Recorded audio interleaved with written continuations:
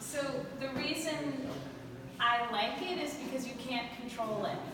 But birds, I mean, it sounds like there's a lot of bird lovers here. If you've got all your field guides and you study the beautiful paintings of Sibley or Peterson or whatever, these amazing artists, and you're just in awe of their skill and mastery. And you can't do any detail on this type of paper. So part of my motivation, I realized after, was I've done a little bit of a naturalist training called Kamana, which is based on native ways of studying nature. So it's a little different than the Western sort of scientific tradition. And so in our journaling, we do all the, identifying and the, habits and the feeding and the nesting and mating and blah, blah, blah.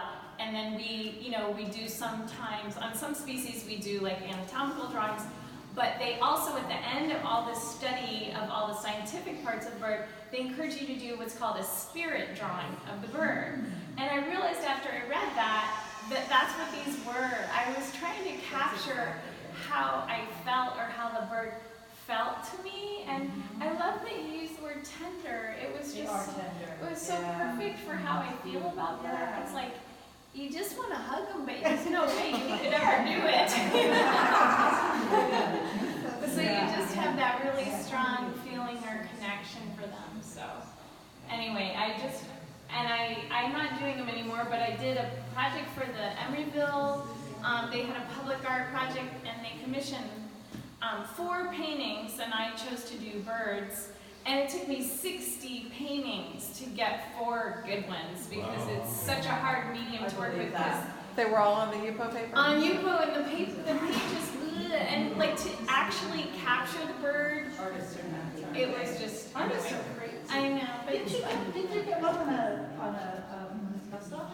Yeah, they were all made into posters. Yes, they were beautiful. I remember running into one and going, oh look, a bird. And they're like, oh look, Michelle's bird. Yeah. Oh, how cool. Yeah, that was that project. Yeah, it was fun. I was wondering why you chose that paper. It was so digital. Because of that, because I knew I couldn't get too caught up, because there is that tendency to get caught up in all the details of the bird, right?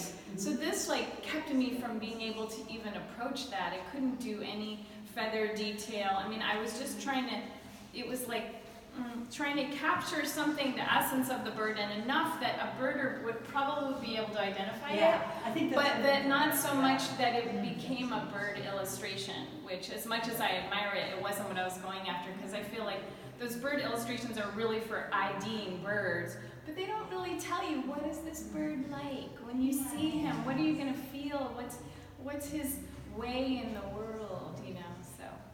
I think the other thing I love about this is that I know you, and now describing the paper, it's even more so, I knew that you had to do those quickly.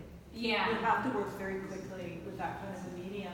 And that is also our experience with birds, for even those of you who aren't birders, which I'm sure there's some of you who aren't, but when you see a bird, you see it so rapidly. Mm-hmm. It's such a quick, I mean, if a bird slows down and lets you really take a long time, it's kind of a miracle. You go, wow!